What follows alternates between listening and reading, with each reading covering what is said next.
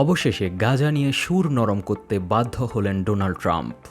ফিলিস্তিনের গাজা দখল নিয়ে ট্রাম্পের ভয়ঙ্কর পরিকল্পনা প্রকাশের পর নড়েচড়ে বসেছেন আরব বিশ্বের নেতারা।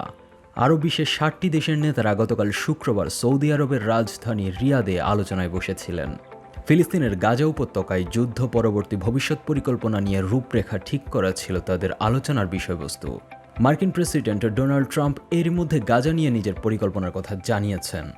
ইতোমধ্যে জানা যাচ্ছে যে যুদ্ধ পরবর্তী গাজায় নিয়ন্ত্রণ প্রতিষ্ঠা করতে চায় ট্রাম্প প্রশাসন। গাজা জোরপূর্বক খালি করার পরিকল্পনা রয়েছে ট্রাম্পের। তার এমন পরিকল্পনার প্রতিক্রিয়ায় রিয়াদে বৈঠক করলেন আরব নেতারা। আরব নেতারা গাজার নিয়ন্ত্রণ নিয়ে ট্রাম্পের পরিকল্পনার সরাসরি বিরোধিতা করেছেন।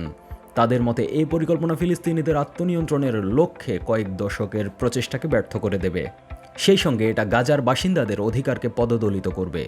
এটি সহিংসতার আঞ্চলিক চক্রকে স্থায়ী রূপ দিতে পারে। এদিকে আরব নেতাদের মিটিং পরবর্তীতে ফক্স নিউজের অডিও পডকাস্টে এক সাক্ষাৎকারে ট্রাম্প গাজা নিয়ে নিজের সুর নরম করেছেন।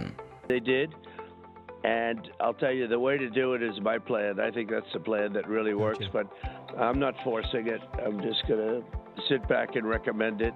তিনি গাজা নিয়ে যে পরিকল্পনা করেছেন তা তিনি সুপারিশ করেছেন মাত্র।